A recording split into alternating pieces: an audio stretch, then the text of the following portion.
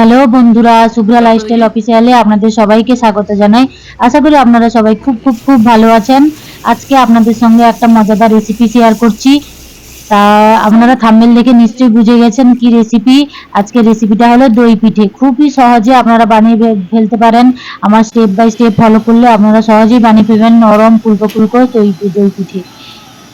আচ্ছা, প্রথমে আমি চালটাকে 2 কাপ চাল নিয়ে একটা কাপ নিয়েছি, সেই কাপের মেজারমেন্টে 2 কাপ চাল নিয়ে আমি ভিজিয়ে দিয়েছি চাল।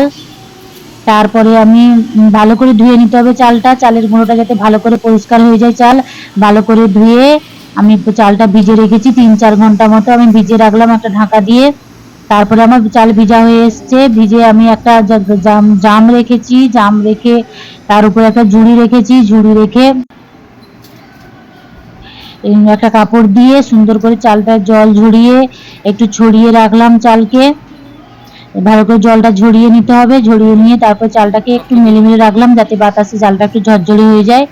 এই চালের আমি গুঁড়া বানাবো, এই গুঁড়া দিয়ে আমি পিঠা রেসি করবো। এই যে আমি মিক্সিতে তারপরে পিঠা চালটা পিঠা যে বানাবো তার চালটা গুঁড়ো করে নিচ্ছি। ভালো করে গুঁড়ো করতে হবে, ভালো চালনি দিয়ে খুব ভালো করে চালাতে হবে যাতে চালের গুঁড়োটা খুবই মিহি হয়। এই যে আমি গুঁড়ো করছি মিক্সিতে, ঘুরিয়ে ঘুরিয়ে গুঁড়ো করছি। উপর নিচে একটু নেড়ে নিতে হবে এরকম মিক্সিতে গুঁড়ো করার সময়, যে উপর থেকে নিচ থেকে একটু ভালো করে নাড়ে নিতে হবে। এই যে প্রথমে আমি গুঁড়ো বের করে নিচ্ছি, এরকম মিহি করে গুঁড়ো করে নিচ্ছি চাল। ভালো করে ছোট ছাঁকনি দিয়ে ভালো করে চালটাকে ছেঁকে নিতে হবে, গুঁড়ো করে ভালো করে চালিয়ে নিতে হবে চাল। তারপরে আপনাদের সঙ্গে আমি কিভাবে পিঠের বাটাটা বানাচ্ছি আপনাদেরকে দেখাচ্ছি। আপনারা প্লিজ স্কিপ না করে পুরো ভিডিওটা দেখুন। এই যে প্রথমে একটা গামলা নিয়েছি, গামলাতে আমি প্রথমে দই, এই গরমের দিনে দই তো বাড়িতে থাকে, প্রথমে 1 প্যাকেট আমি দই নিয়ে নিলাম। দই দিয়ে দইটাকে ভালো করে ফেটে নিতে হবে। তারপরে আমি চিনি গুঁড়ো করে রাখছিলাম, সেই গুঁড়ো চিনি দিয়ে ভালো করে ফাটাচ্ছি। দইয়ের সঙ্গে ভালো করে ফাটাতে হবে, দিয়ে তাতে একটু সাদা সয়াবিন তেল দিয়ে দিলাম, সয়াবিন তেল দিয়ে ভালো করে ফেটে নিলাম। তারপরে একের পর এক এই বাটির মাপে আমি 1 বাটি ময়দা নিয়েছি। তারপরে আমি এই বাটির মাপে 2 কাপ চালের গুঁড়ো নিয়েছি। 1 কাপ ময়দা নিলে 2 কাপ চালের গুঁড়ো নিতে হবে। আপনারা যদি 2 কাপ ময়দা নেন তাহলে 4 কাপ চালের গুঁড়ো নিতে হবে। এইরকম মেজারমেন্ট করে আপনাদেরকে নিতে হবে। তারপরে আমি সেই দইয়ের সঙ্গে আস্তে আস্তে করে মেশাচ্ছি।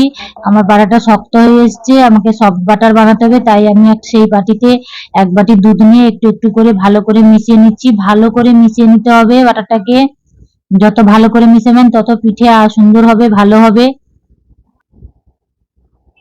মাখাচ্ছি, আবার দুধ লাগবে, এই জন্য দুধ দিয়ে দিচ্ছি।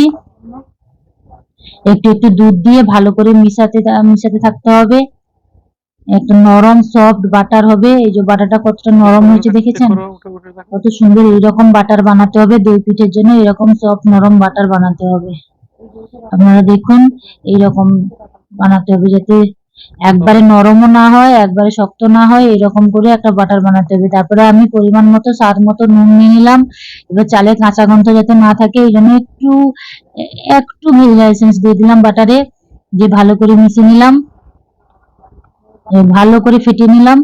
এই যে এরকম বাটার করতে হবে। তারপরে আমি কুচানো নারকেল একটু দিয়ে দিলাম বাটারে, মিশিয়ে নিলাম।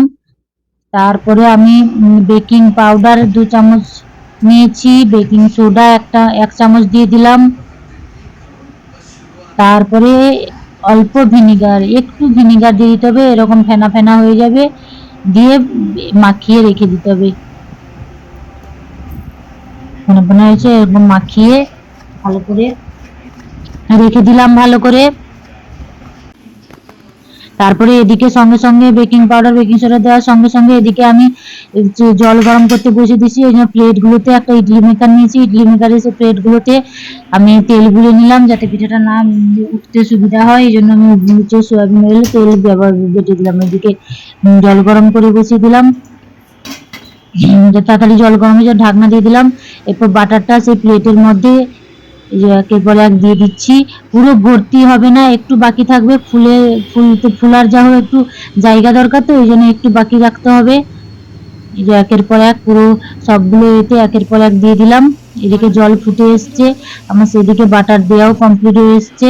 এরপরে আমি কাজু, কিশমিশ, নারকেল, চেরি উপরে সাজিয়ে দিচ্ছি। এই দেখতেও সুন্দর লাগে, চেরি দিয়ে নারকেল, কাজু, কিশমিশ দিয়ে সাজিয়ে দিচ্ছি, ডেকোরেশন করে দিচ্ছি। দেখতেও খুব ভালো, খেতেও ভালো লাগে। আমি যেরকম বানাচ্ছি সেই রকমই দেখুন, খুবই ভালো লাগে খেতে, নরম ফুলকো ফুলকো দই পিঠে আপনারা যে কোনো সময় খুব সহজে ঝুট ঝামেলা ছাড়াই সুন্দর করে বানিয়ে নিতে পারেন বাড়িতে সহজে। আর দই পিঠে আমার স্টেপগুলো ফলো করলেই আপনারা বানাতে পারবেন। এই যে আমার এখানে সব স্ট্যান্ডে একের পর এক এই পাতিগুলো দিয়ে দিলাম, দিয়ে ভালো করে লাগিয়ে দিতে হবে।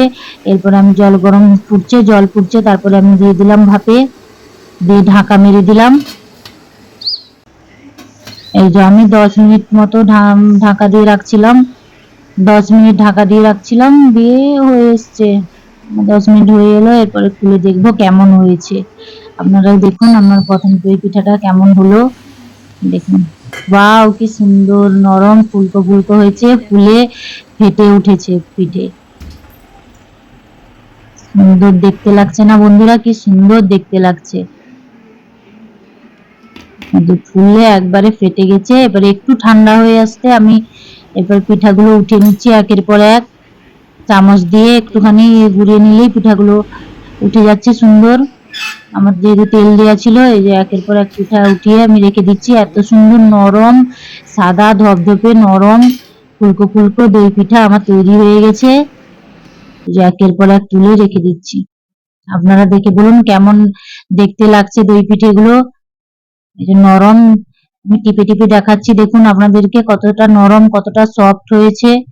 এই যে ভেঙে দেখাচ্ছি, কত সুন্দর জালি জালি ভিতরে, সুন্দর জালি জালি নরম সফট সফট দই পিঠে রেডি।